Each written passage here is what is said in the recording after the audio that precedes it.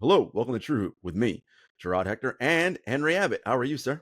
Good, man. How are you? Unlike last time I was on the show, I have my ringer off and I have the door open so the dog can come and go without ringing the little bell in the middle of our recording. So feeling good, feeling Feeling strong. good, Yeah. feeling good. Correct. Doing much better.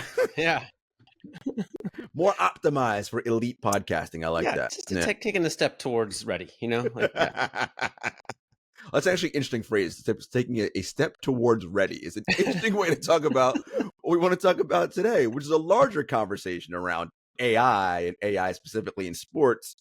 But Henry, as we were getting ready for this, and I was like, man, this conversation can go in a million different ways. We have a document set up with different things, but I have to start here. I was flipping through Instagram before I was starting, looking at dog stuff because that's what I do. And by the way, the Instagram algorithm is so good because that's really all I get is dog stuff and Real Madrid content, which clearly tells you what I look at on media all day. It's consistent with my experience of Jarod. Yeah, Right? That's pretty much all that I get content for, which is fine by me. That works. But I saw Trevor Ariza, former NBA player, on I believe the All the Smoke podcast, and the quote is like a carousel. So the first Wait, was quote, is he soccer or dogs? Like he's yeah. he's basketball. So yes, NBA being the third piece of all the content I get. Okay. So the first picture on the carousel was a quote, and it says, "It fucks up the locker room." And I was like, "Oh, what fucks up the locker room?" So I scrolled to the next thing, and it's Trevor Ariza saying, "Players that don't play back-to-backs fuck up the locker room." And I was like, well, we're gonna have this conversation about this stuff today anyway, right? Yeah. And as I said to you, Trevor Ariza is probably 1,000% correct. Like, Sure. it 100% does, right? Because guys have this belief that when we're strapped up and ready to play, this is what we do, and we're here to work. And so he's right. But that mindset is so dangerous to what I think we all ultimately want, Henry, right? Which is more basketball being played at the highest level by the best people for as long as possible. That's right. So those two things are not compatible. And I don't know how we eradicate that first mindset. Yeah. Oh god, it's just like how long do we want this to be? We're gonna go. So many things. Okay, so yeah, so I think you're talking about like Trevor Ariza has to have a warrior mentality and probably needs to feel impervious to pain. I mean, honestly, like there's stories of generals would convince their soldiers that they could take this magic potion. Yep. Or I'm at a table where a friend of ours used to come and have dinner with us before he would go to his research trips, where he was like not fighting. He didn't fight. He's an Africa expert, and he was out in the middle of nowhere with like child soldiers in Sierra Leone. And there was a man who he was friends with named General Buck Naked. And he like went into battle naked, and he convinced his people that they went naked. They were impervious to bullets and such, right? Like, so like, this is a non-scientific approach to war, but a very effective one because we're humans with psychology, right? Correct. Like, so yeah, man. Like, I like the practitioners of basketball know way more about it than I do, but they're not so fascinated about the science generally, right? In many cases, right? So it's like they're probably not going to be the tip of the spear in like, what's the optimal playing schedule for an older player with a sore hip, right?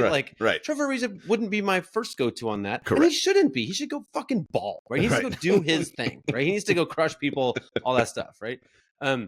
So yeah, but there are people who have the jobs of making schedule. For instance, we have 82 games. Someone picked that. Wasn't Trevor Ariza. And like, to me, I'm talking to those people. I'm like, the people who are making the system should probably use some insight, some data, some facts, some evidence, and not just have it be like the hangover from when this was like an ice capades dominated stadium business, right? Like, which is the system we have now, right?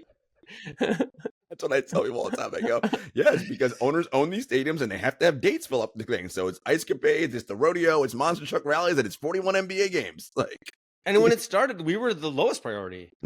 Like, you'd much rather have the ice capades, right? It was like, I'm losing a ton of money in my building. I'll lose a little less money if I can have this like minor league sport. It's like, so we just made this schedule and that's the one we have still. What? Huh? How would that be smart? How are we still using this thing that we did a billion years ago? I think that times have changed.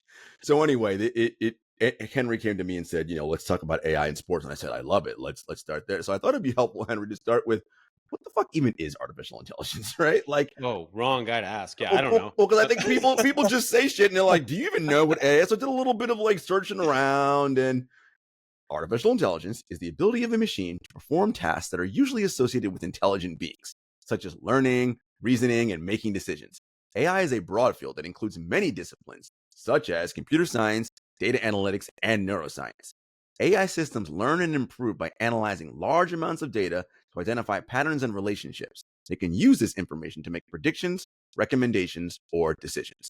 And I was like, oh, that's pretty comprehensive tool explanation. Jarod, have you messed with ChatGPT? I have not. Oh. So it's interesting. So you had a question for me. Have you ever used AI? And I was first like, no, but I'm like, maybe I have, and I don't realize. I'm sure I have, but maybe not directly know that I've used AI. Yeah, like did Spotify recommend you a song? There you go. So I've used AI. Or have you had the little thing where you're typing in the Google Doc and a little thing appears saying like this grammar seems wrong, right? Yeah. Like it's in a lot of stuff now, right? Or I don't know if you have like no, you don't have a car, but like in a lot of cars anyway. So I don't. This is if you're coming to this podcast thinking that I know a lot about AI, like sorry, that's not the point. The point is more like I've used it a little bit. Actually, a little bit of an epiphany for me came at a soccer game. So this kind of ties into your Instagram. But my daughter and I were at a college soccer game, and she said a very scary phrase to me. She's like, "Oh, you just need to do the list of references for this paper and then turn it in." And in my head, I'm like, well, you're screwed because we're at a soccer game. But right. The world is different than it used to be when I was in college. Correct. And she opened her thing, and then she used ChatGPT to format the references. You remember how annoying the list of citations was, and the dot and the comma and the. And I had professors that if you were off by one thing, like wrong, the whole thing. I'm not grading this paper, and I'd be like, motherfucker. I do not have the ability to care. I just don't. I'm like, this is a stupid little game. It's like the before the ice skating and the Olympics, they have the. What is it called? The compulsories where they like trace a circle. Or like, I don't care. I don't fucking care. If you like, who cares if I can put this dot here? Like, you need to make sure I didn't lie. Right? Yes, that's the important thing. You want me to list that I read the article so you can go look up the article? I got that. This fucking comma thing is a little game that's about you guys. Like, I don't care. Okay. A quick aside on it. But the fact is, ChatGPT just does that. It takes a really stupid human task and makes it something that humans don't have to do anymore, right? Mm-hmm. If you're trying to win me over, this is a good start, right? Like I'm all in all like the rest of us, terrified, think we're all going to die, all that stuff. Like, wait, this little, I'm like, oh, that is a friendly little thing that it did there, right? Okay, but that task, and then so I've messed with a few other things. I was doing a bunch of research. I was like trying to make it help me. Didn't help me. But by and large, in my experience, my limited experience with the current free version of ChatGPT is that, while the big promise of AI, if you read the books, is that it's going to like kind of cleverly meld vast troves of information from all over, right? Like, I don't find it to be good at that at all. Like, I find maybe there are better versions that I don't have or haven't tried that are good at that. What I find to be good is if I give it the data set, if I say, hey, from my daughter had a good example, right? Like from these citations, can you reformat and search better, find connections better within this defined data set, right? Yes, so it can do that. That seems to be pretty. It still has like some oddities, and actually, if you have it, as she did, do the citations, like one out of 20 or 30 is just like completely the wrong article. Okay. Like what? It's like they call it a hallucination, right? It's like it is tripping. Like it's like. ChatGPT tripping. like the record is right here, ChatGPT. Did you not see what I asked for? Like what? Like, and if you're like ChatGPT, that is not the article. It's like, oh, sorry. Like it's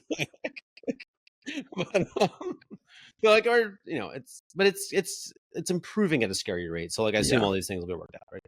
So it kind of leads me to, what are questions from confined data sets, right? Well, in basketball, we actually have pretty good data sets, right? Like Basketball Reference would be one, right? All of that, right? And so you can kind of think about, or, there are better data sets that are private about basketball. But this actually strikes me as like, oh, it kind of is a field with all of its Trevor Arizas and its human impulses and all of its like traditions or whatever. It still is a field that feels like has more data around it than most jobs. Sure does. Which makes me think, it's coming. Yeah, I'm with you 100%, right? Because I'm sure, look, we can see it with our eyes, right, Henry? Like, and it's not, we know that we look correlation. You look at, it doesn't matter, you can take away who the name of the player is. Just look at the player and look at his production. And as the production declines, what increases almost 100% age, right? We just know that. That's just a fact that we know. Yeah. And that's a huge one, right? And Basketball Reference has so many data points, right? Not just they've got game score, your distance covered, all sorts of things that, like, okay, ChatGPT, he can really get she can really get to work on That's the a data great here. point. Yeah. I So don't know what gender it is. Yeah. I don't know, but it's Yeah. everything. But I love that. So the question now becomes, right?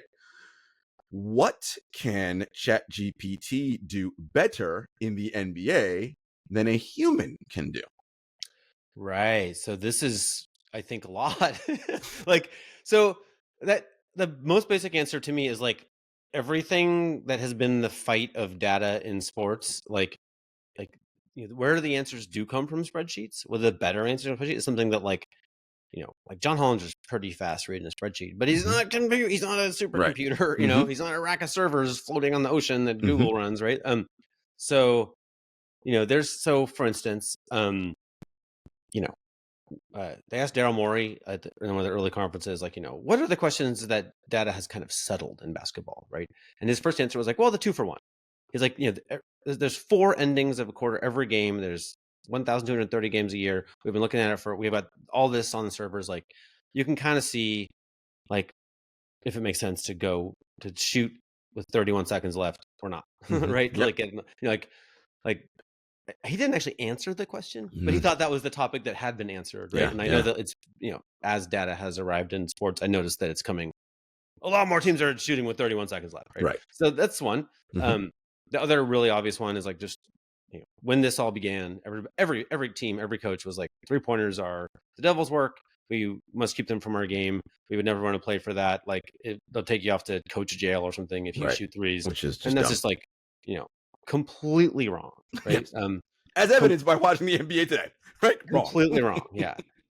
Change comes hard to this sport, and that Yes. one was a big, hard change. But guess what? Guess who actually learned how to shoot threes over this period? Trevor Ariza, right? Yeah. Right. Like we didn't do it. We never did it that way, and now we do it this way, right? So, those sorting things. Okay, now I'm gonna tell you a little story about. I spent summer doing interviews for this like pilot podcast with Gimlet Media, and we interviewed a bunch of people for a bunch of topics. One of them was like we spent a day at Second Spectrum. Lots of data from Second Spectrum. Yeah, and there's a lot of like Second Spectrum, I think still, but certainly at that time was like 2 floors of a building in downtown LA, with I'm gonna guess 100-ish employees. Most of whom this was years ago now. I could probably figure it out, like 2019. Okay. The before times. The before times. These were machine learning engineers by and large. Delightful people. They were very welcoming to us, and we set up shop in their conference room and had like a bunch of different employees come through and talk about what they did there. So if you think their primary business was at that time, they were the official NBA contractor, which had cameras in all the ceilings that could like minutely track how the players moved, and you could just you could ask their database questions that you couldn't ask. You could be like, if I cut left really hard, am I more likely to score than if I cut not so hard? Like all these kind of crazy questions, right? Or if this person sets the screen and I refuse it, am I more likely to score than if I take it? Or on, you can just like, it's mind blowing how much you can ask. But if you think that's data collection, and what they were sharing was just sort of a very, very, very fancy version of Basketball Reference. But they have all these machine learning engineers. Ooh, they're up to something else too. Am I right? Yeah, what are they doing? Yeah, so they're thinking not just what can I give like Tom Thibodeau so that he and his I love staff, that you picked Tom as the person too.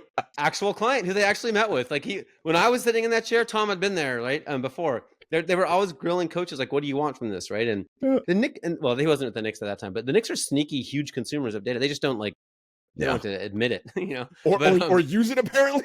Yeah. Cherry pick, right? But while we were doing our interviews, and so like the CEO, Rajiv Maheswaran, brilliant former USC professor, and he's very, very careful that even then to say like, this is nothing about this will ever replace a human doing anything. We're just trying to provide a tool, right? Like disarming this scary, like, Mhm. Yuval Harari kind of, Mhm. desperate dark future thing. Yep. The other co-founder, June, I'm gonna screw up his last name. Same thing, right? Super smart people, super caring. But then we got to like the, a high-ranking engineer, Mhm. and he was talking about, speaking of data sets, like this kind of like substitution patterns. This is the main, from a stat geek's point of view, this is far and away the biggest power a coach has. So they decide who plays Yep. and when, Yep. what matchups, what lineups, all this stuff.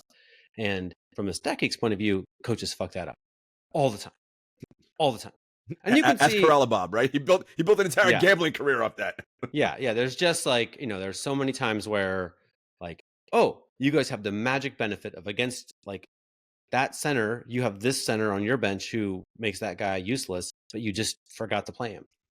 Stuff like this happens all the time from the stat geek's point of view. There might be a reason. Maybe the guy on the bench has a swollen ankle, whatever. Right. But maybe he's being shadow punished for something he said on the bus. Like all these things that happen, right? Mhm. This one Second Spectrum employee was like, he mentioned something about the full dream, and I was like, I'm like, what? Tell me more. What's the full dream? And he's like, oh, just like replacing the head coach entirely and just having like AI do the subbing. I was like, oh, Henry's like, now you've got my attention. Tell me more, please. that's not what the bosses say. Like, and I don't know much about. I mean, like he talked about this lineup stuff, and I do think that if as a coach you see your job as getting the matchups right, Mhm. I think you are competing with AI, And you're gonna and lose you that battle. might not win. You better be good at the stuff that Coach Thorpe talks about all the time on this podcast. That's, I think, exactly the point. Like Thorpe's obsessed. I don't know if he said it on the podcast, but he said it a million times to us, right? He's asked players like, "Have you ever gone to lunch with your coach?" Mhm. And It's like they always no. almost say no. Mhm. They ever say yes? Like, do we ever Chet get a yes? Holmgren had Chet lunch every day Holmgren with Mark Daniel last year. every Surprise, week, every week. surprise. Yeah, Chet yeah, Holmgren, every week. Chet yeah, Holmgren, yeah, awesome last year, awesome second year so far. yeah, yeah. So, like, this, I think, is the whole point of this podcast. Is like, I don't know what's going to happen here, but I know that like, and probably, I think billionaires will always want to have a coach, so there's someone to blame and fire when everything goes to hell, Correct. right? They give you extra few mil to be like, just take the flak, right? Mhm. But there probably already is someone sitting behind the coach with an iPad who's like, I don't know if I put that guy in, and Yep. And he probably sounds exactly like that. And Tim just like, shut the fuck up. We gotta grind right here. Ice. Get the out of here. Yeah. So but meanwhile, there's so many parts of coaching that are not that, right? And like David says that leadership is breathing spirit. Mhm. AI Well, can't do that.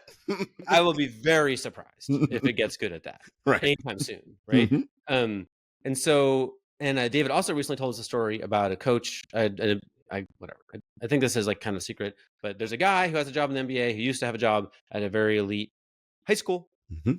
and in that job, he basically stayed up all night hugging an injured player who was worried he might die because of a giant medical problem, Mhm. and like that hug already happened. Mhm. And those people both exist, and you can't take that away. And Mhm. that team that guy plays for might have an inside track on getting that player because they love each other, right? Mhm. Like, or I had experience this weekend. Soccer team thing. Basically, the coach has all the senior parents, and he's like, "Would you guys like to walk out with your player, or would you like to walk out with all the players in front, and then you follow behind, and we'll take a picture?" Blah blah. Like, all this stuff matters, right? Like those parents love that coach a little more because he cared what they think about this. And Mhm. anyway, so I don't think NBA coaches are by and large awesome at like, let me take some time with you, Jarod. Fucking Like, let me get terrible at to that. know you, right? I think they're more power brokers, right? They're more like, I'll handle the media, I'll Mhm. handle the time, the who plays what minutes. And like in those roles, I think they're much more vulnerable to AI than in the roles of like hugging and making people believe in you and earning trust. This is so fascinating. Oh my God, I love that we're going here. So, okay. It's the one thing, right? That's what they do. They do the whole, playing time, blah, blah. We'll deal the media arrows, all that. Breathing spirit, the loving, the emotion. That is a part that is not. We don't talk about that in sport as if it's like, oh, it's a dynamo. No, feelings, none of that shit matters. Even though we all know, yes, it does matter. A guy getting into a fight with his partner before he comes to a game, probably bad things gonna happen in that game for him, right? Like, it's just, think about you have a fight with your wife, whatever, and you gotta go do something. You're probably in a shit mood to start, right? It's like not gonna go well for a variety of reasons. And with this thing, Henry, with this work, these people do it in public, right? When they fail, everybody gets to see about it. And you can't, a guy goes 1 for 18 from 3. He can't go on the podium and say, my wife and I got into a fight. I was like right? I mean, I would love, like, if, as much as he would want to share and be like, and normalize that. Like, yeah, I get it, bro. Like, makes sense. We could never, right? Oh, he's weak. He's not tough. All these things.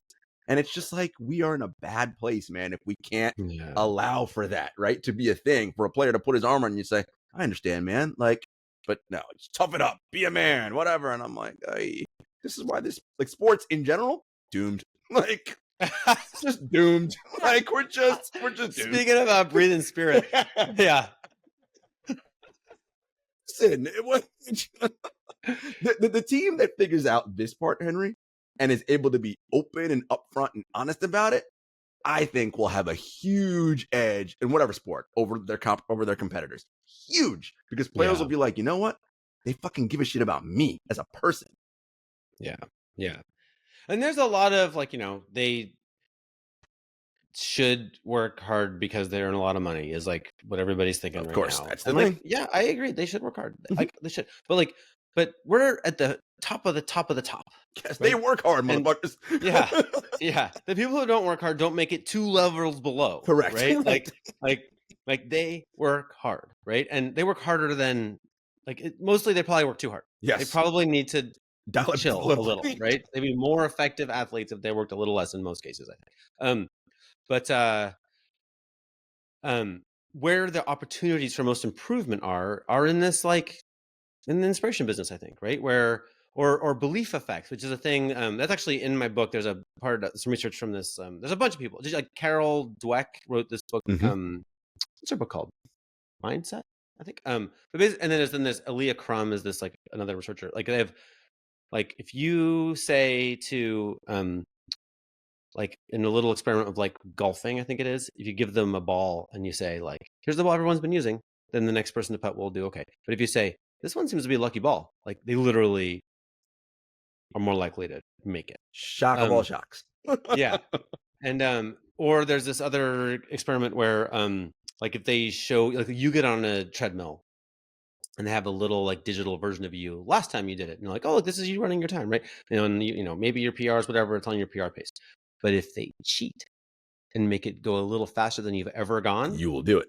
If it goes way faster, then you're fucked. Right, obviously. Yeah. But a little faster, like, these belief effects really matter, which totally matters, I think, when, like, again, I got to credit David with this. Like, he's so excited when the football game is on the line and it's 2 seconds left and they bring the kicker out and it's like a further than the kicker's ever made a field goal. But what you're saying as coach is, like, I think you got this.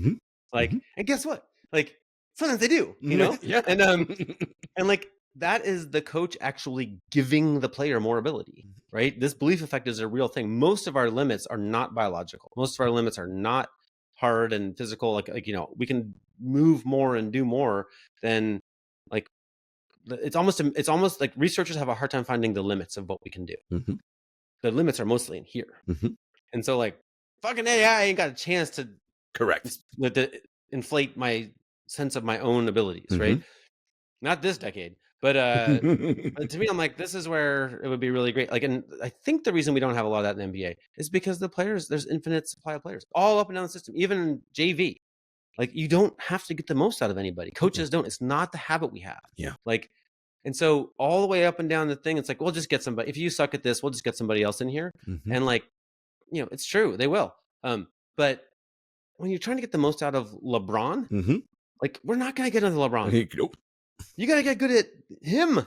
You got to get good at how to get the most out of LeBron. And, like, it's suddenly a brand new skill of, like, the coach is fixed, the player is fixed. We just have to have a better conversation. Yeah. Right? Like, a more inspiring conversation. He has to care more. Yeah. Like, how do we do that? Like, that's that's Ted Lasso shit right there, you know. I love it. No, this.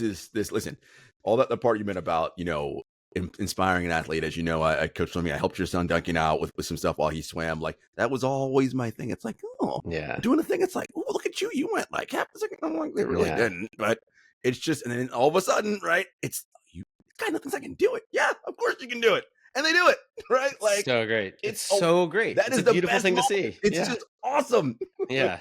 And as a swimmer, right? If anyone comes to you and says like, "Ooh, I see something in you," like your whole like, oh my god, your receptors are open. You're bouncing around like, yeah. Like it's like puppy dogs, right? You're just like, yes. So good. Yeah. And there's like, okay, and even in the, well, I think I sent you a rather boring soccer paper as a background. I enjoyed it, actually. Okay. It was a presentation of a paper, but yes, quite enjoyable. Yeah. So that was, I found that presentation, I sat there in the audience at Sloan last year, and like, so this guy comes from England and to present this thing, right? Yeah, England. Yep. And it's basically about like, they have the AI working on substitution patterns. So it's like, you're going to play X opponent on Wednesday and then Y opponent on Sunday. And so like, who are you going to sit and rest? So like you can have like kind of optimize your wins for the week. Knowing that if you play all your best players in both games, they're just going to be tired. Yep. Right. And so that whole paper is a clue that, the AI is coming for you on the substitution pattern coaches. Right. Like, but B, so they made the method of the research was to make different hypothetical models of like, super aggressive versus super whatever conservative. But in fact, like the way that coaches coach right now is just about the same as the most like stupidly aggressive version that they mocked up. Of course, always. That's what's their mindset. Shortest term thinking possible. Yes. Just like throw everything at Wednesday. Like, and we worry about Sunday when Sunday gets here. Yes. And then everything at Sunday, right? That is like how coaches' brains work. Yeah. So fine. I'm like, but you're going to get replaced if you can't think more than 4 days ahead. Like, I don't think everybody, most of the people on the bus should just think about today. Like, live in the moment, go murder somebody. Great. But like, and actually, maybe I've told you this before, and I apologize if I have, like, but Bill Russell was at an NBA Finals game years ago, and everybody crowds around to talk to Bill Russell. Yep. And poor guy, he was in New Jersey. This is the Meadowlands. Like, I don't even think the finals was sold out in New Jersey, to be honest. Well, I mean, that's a whole other reason. But they did have piped in fake crowd noise, so that was good. But somebody asked him, like, because he was a coach too, right? They asked him, like, how many games ahead would you plan? And he was like, adamant. He's like, 1. Like, next game. Like, I think that's right for a player, right? And we could have, and probably right for football, where you have 1 game a week. And it's an anaerobic activity where there's a maximum of like 15 minutes of action. Right? Correct. Not basketball. It's probably right for like, soldiers in war. Yep. But this particular game, and it would be right if the people in the league office made a schedule that made that right. Correct. Right. But we don't have that. Instead, we have very much the soccer thing where it's like, man, if you go super hard on Wednesday, not only do you have a problem on Sunday, but you have another game between now and Sunday. Right? Correct. You got Wednesday, Friday, and Sunday. Yep. If we're only thinking 1 game ahead as coaches, maybe some are doing more sophisticated things, then you're definitely not optimizing, right? You're definitely in this academic soccer study with the assholes, right? You're the ones who are like, let's just maximize injuries is basically what they're doing, right? Like, stupid. I love it. This is a great place for a break. We'll pick this up when we get back. All right, we're back. No, I loved Ed to get there because I think this is the area where in the NBA, again, and this is, I know what I'm about to say is counterintuitive because there's no organization that exists like this, but an organization that is forward thinking, that has the ultimate idea of, I want to maximize this elite talent I have. Let's say on the Denver Nuggets, Nikola Jokic, like a once in a generation, ain't never getting anybody like him ever again, most likely in my franchise's history. How do I optimize so this guy can play as long as possible, keeping our championship windows open as possible, blah, blah, all that. Okay. To your point, it is not the Michael Malone strategy, right? It is clear. We are clear on that. The way he does things is not there. So can we create an environment where a coach is looking at their schedule, and we know, look, you and I and David, we all agree that the NBA should probably play 58 games, but they're never going to do that. So we are where we are. 4 games in 7 days, usually I think it's like 3.3 games in 7 days is what we do. It's a lot. But you have a roster of 15 most times, sometimes 17. Why are we not using all 17 fucking players? What are we doing? Like, right? Okay, we played double overtime. Well, it's the Nuggets just played overtime last night in Brooklyn on a second half of back-to-back. You know what I would not do if I was Nuggets? Whatever my next game is, what's today? Today is Wednesday, probably Friday, but let's say they get 2 days and it's Saturday. I'm not playing any of, look at the signs, but my guess is the signs probably tells you Jokic, Murray, all, especially Murray and Porter Jr., all injury-prone people should not play probably at all, but more than 25 minutes in the next 2 days. But my guess is they're going to play their normal rotation of 30, whatever. And it may not matter today, Henry, but maybe in December, all of a sudden, Jamal Murray's like, oh man, like my hip's really sore. And it's like, oh, Jamal, you look back to our model that said, and I love at least the Monte Carlo tree, whatever, like, well, based on this optimization that we have, you shouldn't have played that that's Friday game back in October, but you did, and now this is the cumulative effect. Can we create a system whereby coaches can take that data with their GM, with their sports people, with the players, right? And I know I'm asking a lot, and create an environment where we all trust and believe in one another. This is the right thing for us for the long term, not just thinking to your point about Friday's game and Sunday's game. I don't know. I mean, I think the system's a little like, they were talking about this 10 years ago, like a system of like red, yellow, green, for instance. Like there was like, at that time, the Warriors trainer was KK Lyles, and he then got hired away the Hawks, and now he's out of the league. But he was talking openly with reporters about like, they're going to have like lots of inputs from different assessments they do behind the scenes and minute load and whatever else. And they would basically say like, so they would start the game with like, hey, Steve Kerr, like, this player's in red, this one's in yellow, this one in green. Right. And as far as I know, it disappeared. They don't use it. I think that the reason is because all of these like Moneyball type data-based answers to questions with equations take power away from humans. Yep. And if Joe Lacob can call Steve Kerr and say, like, I'm bringing a bunch of high roller guests, we want to see a Steph show. Like, guess what? Steph's playing. I'm not saying I know that happens, but hypothetically, like, Steve can take that call and he'd be like, I got you, boss. Right. You can't say, well, Steph's in the red, I don't give a fuck. Yeah, like if the organization is oriented around these like objective measures, then the people aren't very influential, right? The people recede, and like, what's the answer there? Well, it depends if you want to win or not. Depends if you want to be the best or not. Depends if you want to make great decisions or not, right? Like maybe you want it to be this kind of ego factory for Joe Lacob, who did bring the trophy into his bed, and make love, like so. It does seem like there's a lot of evidence that the ego factory is part of this, but if you want to just, not that I want the world to be cold, hard calculating, but I think like, but you want to have a little sense of like, I love you, Nikola Jokic, and I hope you have a good life, not just for your production for our team, but also so you're not walking around like Phil Jackson, who can barely walk, right? Like we want to take care of your body a little bit because we care about you. So you can hang with your horses when you're 38 years old. Or tie your shoes, right? Yeah. Which not very many retirement players can do, right? Certainly can't. So, hey, how do we look out for you, right? Like, that's just like when we didn't have that information, okay, whatever. Now that we do, not using it is dumb, strange, right? The AI is going to use it. Like the AI is like going to balance tonight's game against Sunday's game. It's pretty simple as a data exercise, like. And what about if you were to optimize for the playoffs? I think every team should do that, unless they're my team, which is not going to be playoffs. But like, of course you want, like to me, showing. I think every coach who shows up to the playoffs with their players just wrecked by exhaustion, fired. Like that's just the dumbest, right? Like, I mean, maybe if your whole goal is to just sneak into the then fine play in, okay. Right. But if you're trying to win the thing and your guys are just hobbled like the Knicks last year, like. You just fucked up. You just did a bad job. And Alec Burks was on the top. Like to me, like this is the craziest part. It's like the theory of how Thibodeau played that roster was what the fuck am I supposed to do? I've only got 7 guys. We will be ruined if we play these other chuckleheads.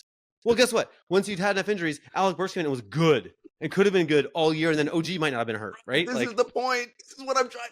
Yes. This is what drives me bananas. I'm like, yeah, but you have gold on your bench you don't even know because you're not gonna play them. Yeah. That's the kind of thing AI might know. Yeah.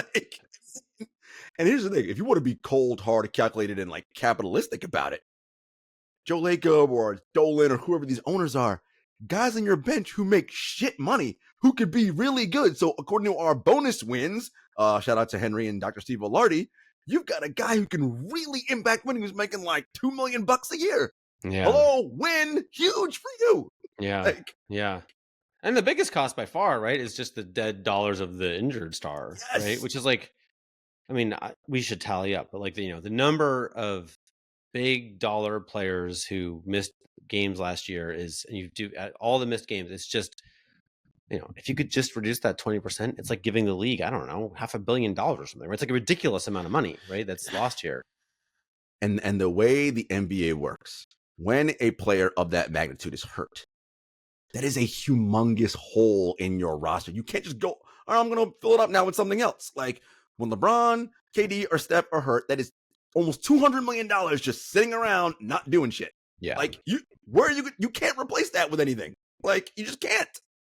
And Trevor, we opened the talk with Trevor talking about fucking up the locker room. Well, this is the counterpoint.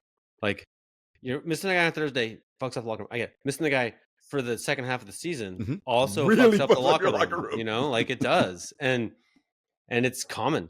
It's almost hard to find a team that didn't have like a devastating star injury last year, right? At some point or another. So I feel for Trevor here, and I wish that there was a better solution. But I feel like as soon as we add any kind of layer of objective analysis of balancing long-term, short-term goals, like we're gonna have a lot of things change, but one of them will be this thing, right? One of them will be strategically, like I told David on Troop TV a decade ago or more that I was like it's gonna make sense to rest a star in a playoff series, a healthy star. Well, Henry, just to play better in that playoff series. I go back to the time 2022 Nets Bucks series. KD goes ape shit. They win game 5. Yeah. And I remember you say to me, they should totally just sit him in game 6. Because no one else is there. Kyrie's hurt, Harden's hurt. It's like he's gonna have to play 60 minutes again. Just don't play. Lose games, who cares? Well, actually, you might even win game 6. Who knows? Because shit happens. It's sports. But definitely don't play him game 6 and play him the full complement game 7. Because here's what would have happened in my mind in game 7. Kevin Durant has shot, I don't know, 1 billion shots in his life. He's very aware of where he is on the court, spatial recognition, all that, blah, blah, blah. That toe on the line wasn't him not knowing where he was. It was him needing a nap. Right? Like, that was a dude who's exhausted. Like, I can't move back 0.5 millimeter right now. I just can't. Like, brain is paralyzed because I played 10 billion minutes the last 3 nights. Like, I'm dead. There's like it is like, ideally, these things are like hard-coded. You don't think about it. It's like opening a jar. These are movements that you just practice, and you just and it's an automatism as they call it. You just do. and crushing fatigue breaks those into little segments that you have to like remember, or it's like leaving the house, right? It's like if I haven't slept well, my likelihood of having to come back from my car keys is like quadruple, right? Like it's automated, but then it's not automated because I'm exhausted. Right? That's exactly what KD looked like to me in that, right? He looked like that in game 5. You're correct. Right?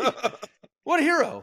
Amazing job. Like, ideally the league would have given him an appropriate amount of rest before he was asked to do that again, but they didn't. So anyway.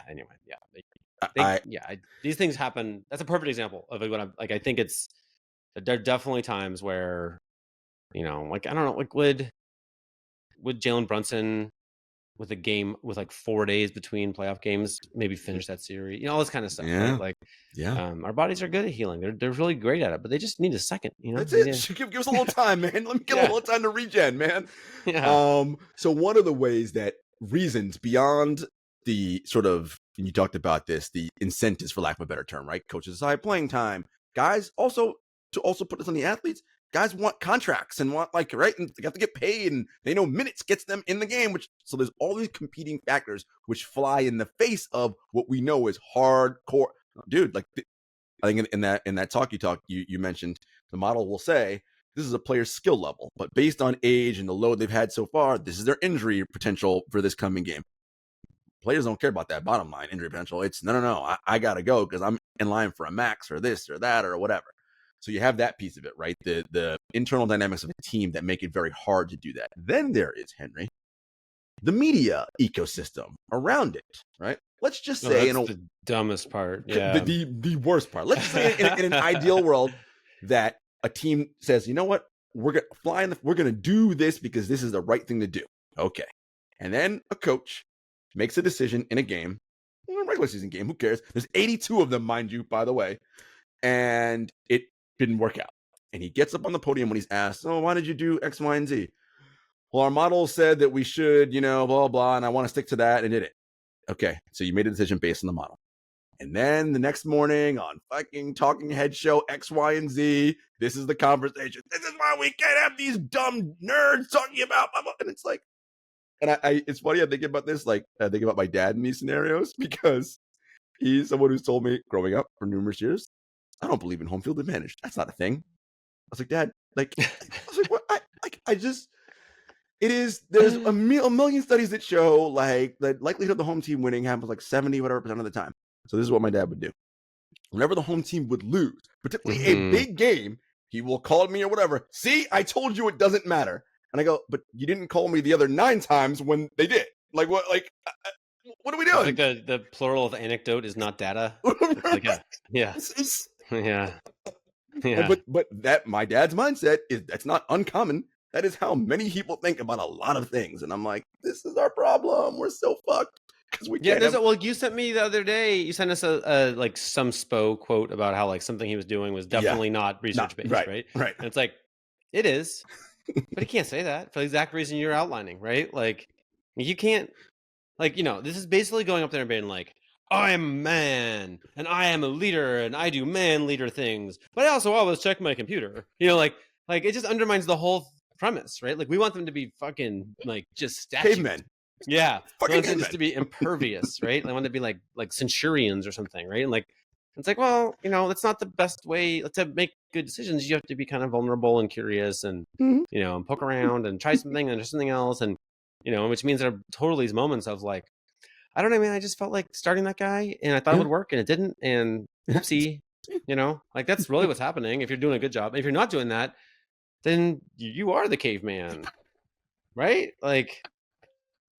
And the reason there's so much isolation ball in crunch time is because if you give if as a coach you drop some play and it results not in the superstar shooting it, then people question the coach, right? They all know it's not good. It's not the best offense. They all know this, right? Everyone knows this. But there's a lot of advantage in just never getting blamed, and the way never blamed is to just look like Centurion, right? And so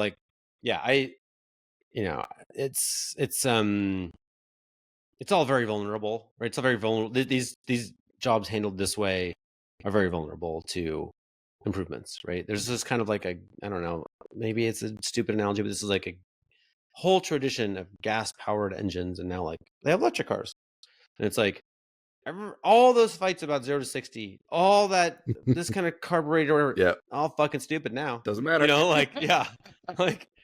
everybody's commuter car is faster than all of those gas cars once it's electric, right?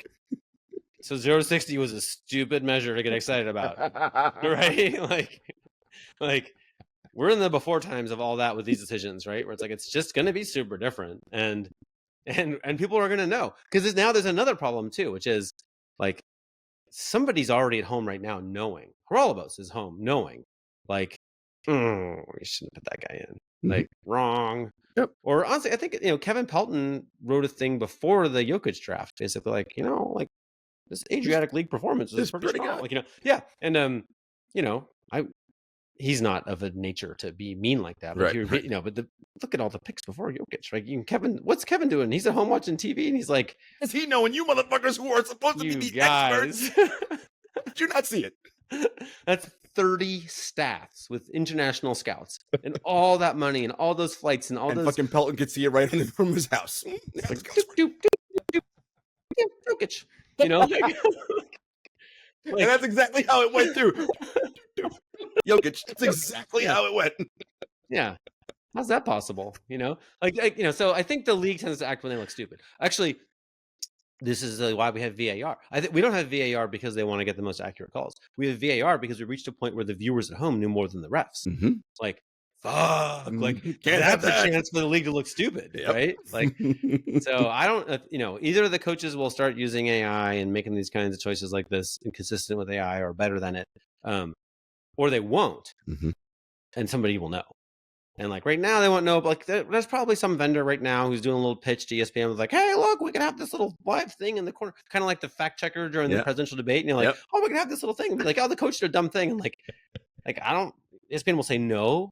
Right now, I would guess, but ratings go down a little bit. They want us to get a little more creative. They might try it, right? Like, and that's gonna suck. And so this goes back to that thing, Henry, right, about public versus private failure, right? Sport is a thing where when you fail, everyone sees when you fail. There's no hiding. And that is a large part, right, in these decisions. Because to your point, the superstar shields you from that. If I give the ball to the best player in crunch time, if I play the best player 85 minutes, you can never get blamed because, he died with the best guy. But it's like, but he's dying, right? Like, but death is imminent. Can't we do something else? Yeah, I really think the way it works now is like if you're going to be doing like really sophisticated stuff, you just never talk about it because the public version of it just doesn't play, or you win like 5 championships and then you brag about it only after that, right? Like, but like I just think we just don't have the, I don't want to talk about the presidential election, but there's a lot of merit in just like super blustery nonsense. Wins a lot of fans, and it works particularly in this like very, very macho corner of the world, right? But it's just not how you make the best decisions, and and there are some people whose job it is to make the best decisions, right? Like it's not everybody, right? It's not, but there are some people in sport whose job that is, and it's like you can just have them make bad decisions, or you can have them make unpopular decisions. And the ultimate goal, I assume, is to win, is it not? Although, as you once told me, winning is like the 45th most important thing for most NBA franchises. Like, I mean, it depends who you're talking about, right? But but if you're, there's a lot of, when Mark Cuban got the job on Shark Tank, he started caring a lot less about the Mavericks. Sure did. Like the goal was to get him, like get him more famous, right? And like, he certainly accomplished that. Yeah, most famous, one of the most famous owners we've ever had, right? Like everyone knows Mark Cuban. Yeah, so like, there's a lot of, I don't know. Everyone's got different goals. Everyone's got their own little thing, but the whole idea that we're gonna like drop everything because Kevin Pelton like uncovered a new approach, like they don't really want to give Kevin Pelton that kind of power, right? Like, nor do they want to give it to the genderless AI that's like, like that's like, you probably shouldn't play that player tonight. I think we better go in a different direction. It's just not a choice we're gonna make as a big group of highly paid men, Oh man, and well, ultimately, but that. What happens is that the fan suffers, right? Like the things that the fans complain about. Well, this could potentially help mitigate some of that, right? This is the problem. You pay your money because you want to see Kawhi and so play tonight, as Henry said to us on our call the other day, right? Like the NBA has sold you Kawhi Leonard is the star of this amazing TV show. Well, we have this list of injuries Kawhi has, and you're mad at Kawhi. And it's like, why are you mad at him? The Clippers and the NBA told you that Kawhi was playing. He didn't. What's the deal? I think we could certainly optimize for like the most elite Kawhi performances per year, right? Like if they sold that many games, I think everybody'd be happy, right? Like, I think so. If we started, it's really about expectations, right? All this about expectations, right? If your expectation is that kickers will only kick from 55 yards and not 56, and but then that's fine. But if you want, if some dude can make it from 60, what a bummer not to have him try, right? So whereas the expectation is that Kawhi is going to play 82 because that's what our retired player commentators insist on. Like, well, everyone's going to feel shortchanged if he plays 65, but he's going to play 65. Yeah, I'm just like, that's what we know. We already know that, right? Like, whoops. Why didn't they tell the ticket buying public? Why are they surprised? Like. Well, you saw the NBA this week find the Sixers for the Joel Embiid stuff. And I'm just Confusing like, situation, right? right. But I'm like, but also in the same whatever PR press release they sent out, they also said acknowledge, yes, Joel Embiid is injured. So I'm like, you find them for saying stuff about his injury, but he is also injured and could not have played last week. So what the fuck are we doing here? Like what's happening? Did you I did not, I have not followed that very closely, but like I did read that press release. So I'm like, so what happened? Right. It's What's like the if you're problem? gonna send this press release, you should tell like what did they say that was Right. Wrong. impermissible and Right. needs to be fine. I'm like, does not make sense to me. Like it doesn't like I just don't. I don't get it. And look, in some ways, I'm glad Embiid came out. I was like, if you have to ask me, I'll probably never play a back to back the rest of my career. Like, I kind of like that he said that. And I'm like, God, set the that's expectation. new. That's new from him, right? Like Very, he's very always been much. like, Mhm. ain't nobody gonna tell me what to do. Like I'll do the hell I want, Exactly. and fire my coach.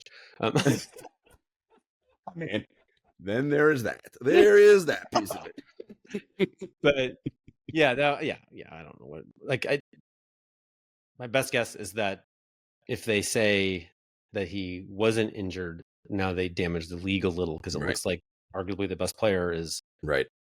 part of some scheme, Right. you know, like, so it's just like, no, like the league's strong, everything's strong. He's, he tweaked his ankle a little, whatever, right? Like, yeah, but yeah, we've come a long way from like just keeping the public informed, right? I mean, please, we don't do that. It's all obfuscation and lies, like as it is in every corner of the world, right? Like it's not about informing people and shit. I don't know if I'm quite as pessimistic as Listen, you are. listen. It's all obfuscation and lies in every corner of the world. Listen. As it is through mainstream media sources, that is mainly what Yeah. you are getting. But what about dog Instagram? Now, dog Instagram's great. You're getting fantastic stuff on dog Instagram, but you got to be careful there too, though. You got to watch out, right? You got people peddling supplements and shit. You got to keep your eyes open. You never know, you know. Be curious. I do want to close here, Henry. You know, we are big believers in science and what does the data say, right? Because and you've always pointed out, we don't have to, when someone asks us a question, say, I don't know. But we have data that can give us the answer. Like, here's reams. We have everything that's ever happened since, I don't know, let's just be conservative and say since 2000. I'm sure it's before that, but let's just say 2000. I don't have to guess. Look, it's all right here. And AI can spit it out for me and say, yep, this is exactly what happens. Yeah.